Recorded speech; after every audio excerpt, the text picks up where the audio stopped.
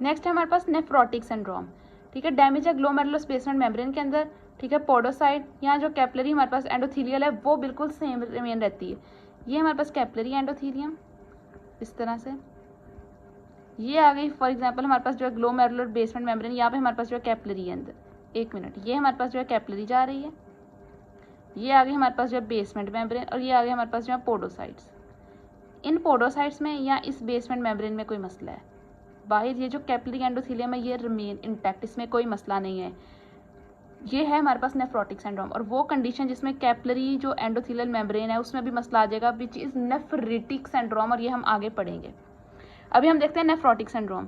अच्छा, इसके अंदर मसला क्या क्या है, एक तो प्रोटीनूरिया होगा, में क्या है कि बेसमेंट मेम्ब्रेन के अंदर डैमेज आ गया है, वो हमारे पास वहाँ डैमेज होगी तो प्रोटीन वहाँ से लीक हो जाएगी, प्रोटीन यूरिया 3.6 ग्राम पर डे हमारे पास प्रोटीन लीक कर रही है।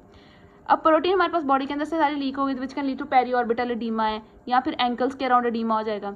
उसके बाद हाइपरलिपिडीमिया होगा, और फ्रॉथी यूरिन, क्योंकि सारी प्रोटीन वगैरह हमारे पास जो है लीक करवा रही है तो फ्रॉथी यूरिन होगा। इन क्लिनिकल फीचर के साथ पेशेंट जो है वो प्रेजेंट करेगा। अब हम इसकी पैथोजेनेसिस देख लेते हैं, एक मेजर कॉमन पैथोजेनेसिस। जैसे डैमेज होगा ग्लोमेरुलस बेसमेंट मेम्ब्रेन को, ठीक है, किसी भी अंडरलाइंग कॉज की वजह से, तो वो डैमेज हो गया, वहाँ से सारी प्रोटीन लीक हो गई है। प्रोटीन कौन सी थी, एल्ब्यूमिन थी, इम्यूनोग्लोबुलिन्स थी, एंटीथ्रोम्बिन 3 थी। अब इम्यूनोग्लोबुलिन सारी वहाँ से लीक हो गई हैं तो हमारे पास उनका लेवल वो भी कम हो जाएंगी, तो इन्फेक्शन होगी। एंटीथ्रोम्बिन 3 हमारे पास जो है वो कम हो गई है, तो as a result thrombus formation बहुत ज़्यादा हो जाएगी, तो हाइपरकोगुलेट स्टेट हो जाएगी। एल्ब्यूमिन का लेवल हमारे पास जो है वो कम हो गया, ठीक है।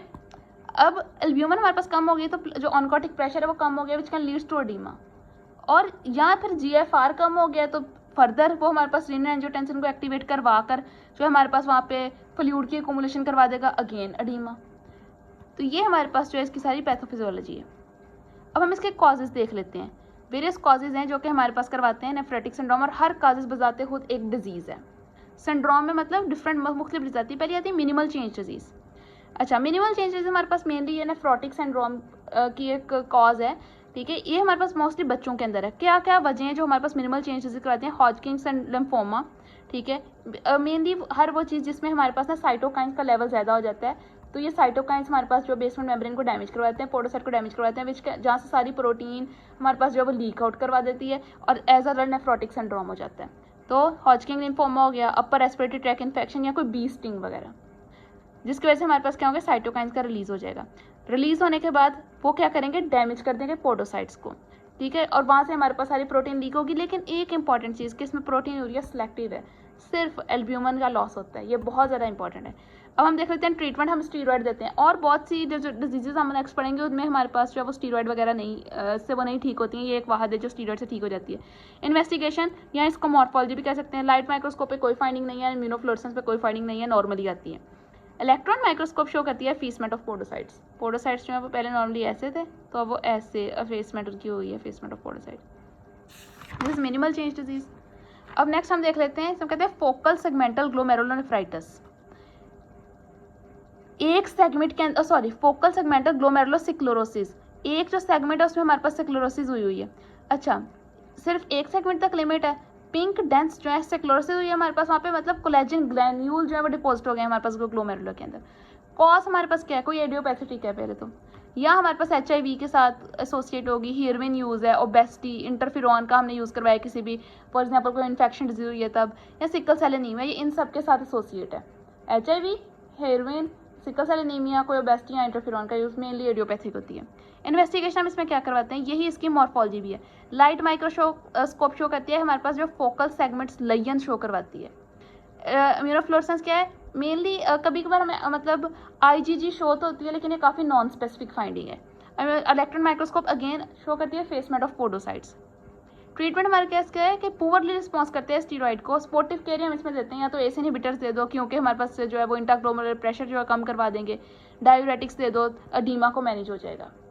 This is all. एक सेगमेंट के अंदर ग्लोमेरुलोसिक्लोरोसिस हुई है, मतलब वहाँ पे पिंक कोलेजन डिपॉजिट्स हुई है, और ये हमारे पास की कॉजेज आ गई सारी। तो पोडोसाइट की एफेसमेंट है, और नॉन सेलेक्टिव मैनेजमेंट है कि IgG, और ये हमने इसकी सपोर्टिव ट्रीटमेंट देना है। नेक्स्ट आती है हमारे पास मेम्ब्रेनस ग्लोमेरुलोपैथी। इसके कॉज क्या हैं, एडियोपैथिक है सबसे पहले तो, मोस्टली एडियोपैथिक हैं, साथ में इसके एसोसिएट काज होते हैं, या hepatitis B, hepatitis C, SLE। अच्छा, जो मेम्ब्रेनस ग्लोमेरुलोपैथी है उसमें जो टाइप जो S5 है ना SLE वो है, ठीक है। और सॉलिड ट्यूमर्स ड्रग में पहले टाइप 3 टाइप 4 भी आगे नेफ्रोटिक में बताऊंगी, तो इसलिए याद रखना है कि जो मेम्ब्रेनस ग्लोमेरुलोपैथी है उसमें अगर वो SLE के साथ अगर एसोसिएट है तो वो SLE टाइप 5 है।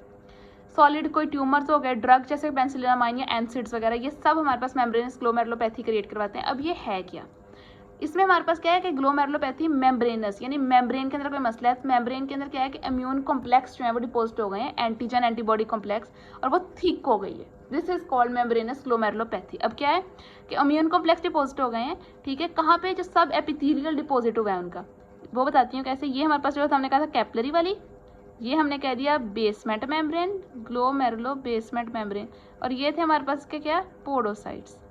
तो यहाँ पे इधर ऐसे डिपॉजिट हुई है, ठीक है, सब एपिथेलियल डिपॉजिट इधर डिपॉजिट हुआ है इसका, leads to thickening of the basement membrane. अब ये हमारे पास क्या है, एंटीजन एंटीबॉडी कॉम्प्लेक्स हमारे पास डिपॉजिट हो गए, सब एपिथेलियल डिपॉजिट हुए, thickening of basement membrane leads to glomerulopathy, ये हमारे पास के कॉजेज आ गए। साइन क्लिनिकल फीचर्स वही जो मैंने स्टार्ट में बता दिए हैं कि पेशेंट जो है वो हमारे पास यहाँ पे प्रेजेंट या पेशेंट प्रेजेंट करवाता है पेरिऑर्बिटल एडीमा, आई के अराउंड एडीमा, ठीक है, फ्रॉथी यूरिन, ये सारे इसके साइन एंड सिम्टम्स है क्लिनिकल। अच्छा, नेक्स्ट हम देख लेते हैं इसके इन्वेस्टिगेशन या मॉर्फोलॉजी। लाइट माइक्रोस्कोप क्या करेगी, अगेन वही कि थिकनिंग हुई है वो। इलेक्ट्रॉन माइक्रोस्कोप हमने कहा था मेम्ब्रेन के अंदर जो है वो एंटीबॉडी की डिपॉजिट हो गई है, तो IgG या C3 या C1 वो शो करेगी इम्यूनोफ्लोरेसेंस। और इलेक्ट्रॉन माइक्रोस्कोप क्या शो करेगी, स्पाइक एंड डोम अपीयरेंस, ऐसे ये देखिए, ये स्पाइक, ये डोम, फिर स्पाइक एंड फिर डोम, ऐसी इलेक्ट्रॉन माइक्रोस्कोप जो है वो अपीयरेंस शो करवाएगी।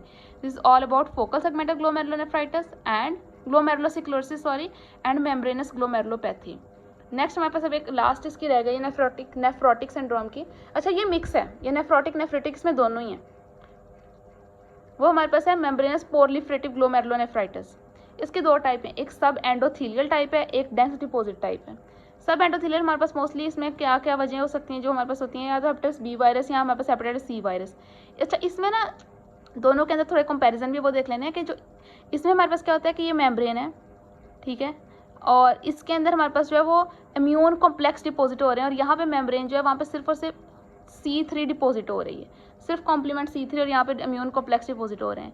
और दूसरी चीज़ ये कि हमारे पास यहाँ पे डिपॉजिट कहाँ पे हो रहे हैं, सब एंडोथीलियल डिपॉजिट है। ये हमारे पास हो गई बेसमेंट मेम्ब्रेन, ठीक है, ये हो गई हमारे पास जो कैपिलरी वाली मेम्ब्रेन, ये हमारे पास आ गए पोडोसाइट, ऐसे ही है ना, ये यहाँ पे डिपॉजिट हो रही है इधर, ये थी सब एपिथेलियल डिपॉजिट जो हमने पीछे पढ़ा, यहाँ पर सब एंडोथेलियल डिपॉजिट, तो इधर डिपॉजिट, और ये हमारे पास है ग्लोमेरुलर बेसमेंट मेम्ब्रेन, ये पोडोसाइट, ये हमारे पास जो है कैपिलरी बेसमेंट मेम्ब्रेन, और ये यहाँ पर सब एंडोथेलियल डिपॉजिट हो रही है।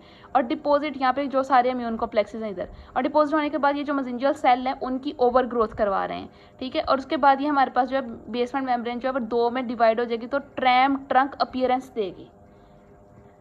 क्या है कि ये capillary basement membrane, glomerular basement membrane, ये पोडोसाइट, यहाँ पे हमारे पास जो है डिपॉजिट हुई इम्यूनोग्लोबिन्स, मेसेंजियल सेल्स की ग्रोथ करवाई वहाँ पे, और उसके बाद जो हमारे पास बेसमेंट मेम्ब्रेन थी उसको दो पोर्शंस के अंदर हमारे पास जो वो स्प्लिट करवा दिया, ये दो पोर्शन में ट्रैम ट्रैक अपीयरेंस जो है वो देने लग पड़ती है, ठीक है। मॉर्फोलॉजी यहाँ पे हमारे पास डिस्क्रीट सब एंडोथीलियल डिपॉजिट्स हैं, याद रखना यहाँ पे एंडोथीलियल हैं, not epithelial, which are in membranous glomerulopathy. Next हमारे पास आती है डेंस डिपॉजिट वाली टाइप। इसमें हमारे पास क्या, इसमें था ना एंडोथेलियल में डिपॉजिट था, अब यहाँ पे ये हमारे पास जो है वो कैपिलरी वाली बेसमेंट मेम्ब्रेन है, ये हमारे पास कहा था ग्लोमेरुलर बेसमेंट मेम्ब्रेन है, ये पोडोसाइट है, ये हमारे पास इसके अंदर डिपॉजिट हो रही है, तभी हम इसे कह रहे हैं डेंस डिपॉजिट, अंदर डिपॉजिट हो रहे हैं, ठीक है, not endothelial not epithelial, with in the basement membrane deposits हो रहे हैं। और डिपॉजिट क्या हो रहा है, C3 कॉम्प्लीमेंट सिस्टम है। अच्छा, ये मेनली ना हमारे पास एक एंटीबॉडीज क्या करती हैं कि स्टेबलाइज करवा देती है हमारे पास C3 कन्वर्टेज, जो कि इसको ब्रेक करवाता है, उसको स्टेबलाइज करवाती है, इसकी वजह से हमारे पास जो है वो C3 अपना काम परफॉर्म करता रहता है, ठीक है। अब C3 अपना काम परफॉर्म करी जा रहा है, यूज हो जाए तो एज अ रिजल्ट हाइपो कॉम्प्लीमेंटीनिया भी होता है। और एंटीबॉडीज जो यहाँ पे आके डिपोजिट हुई हैं उन्होंने क्या करवाया, C3 जो कन्वर्टेज है उसको स्टेबल करवा दिया, जिसकी वजह से इसका काम बहुत ज़्यादा हो गया, बहुत ज़्यादा हो रहा है, ये हमारे पास ब्रेक ही नहीं करवा रहा। एंड देन हाइपो कॉम्प्लीमेंटीमिया लीड करवाता है। और इसमें मेनली हमारे पास क्या है कि इम्यून कॉम्प्लेक्स कहाँ पर डिपोजिट कर रहा है, बेसमेंट मेम्ब्रेन के अंदर। तीनों में हमें देख लेनी है, साइट बहुत ज़्यादा इंपॉर्टेंट है। नेक्स्ट हमारे पास इसमें क्या होती है कि इसकी मॉर्फोलॉजी क्या है कि मेसेंजियल जो सब एंडोथेलियल वैक्सी डिपॉजिट्स हैं और सब एंडोथेलियल स्पेस और जो ग्लोमेरुलस मेम्ब्रेन है वो कन्वर्ट होती है into irregular ribbon like structure. जो हमारे पास स्पेस थी ना सब एंडोथेलियल ग्लोमेरुलर बेसमेंट मेम्ब्रेन की जो इर्द गिर्द स्पेस थी वो इरेगुलर रिबन लाइक स्ट्रक्चर्स में कन्वर्ट हो गई, ये इसकी मॉर्फोलॉजी है।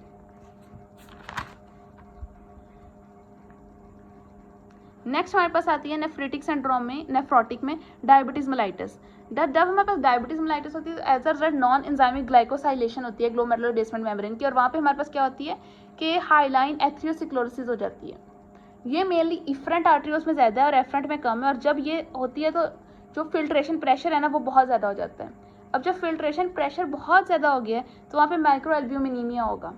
और उसके अलावा साथ में हमारे पास सिक्लोसिस होती है मेसेंजियल सेल्स की, विच कैन लीड टू केमल्स जो काइमल स्टील जो विल्सन नोड्यूल्स हैं वो बनने लग पड़ते हैं। This is all about nephrotic syndrome, जिसमें क्या है कि बेसमेंट मेम्ब्रेन और पोडोसाइट डैमेज हो रहे हैं और कैपिलरी वाली जो है वो इंटैक्ट रह रही है, तभी तो हमारे पास कोई हीमाचूरिया नहीं आ रहा, सिर्फ प्रोटीनूरिया आ रहा है।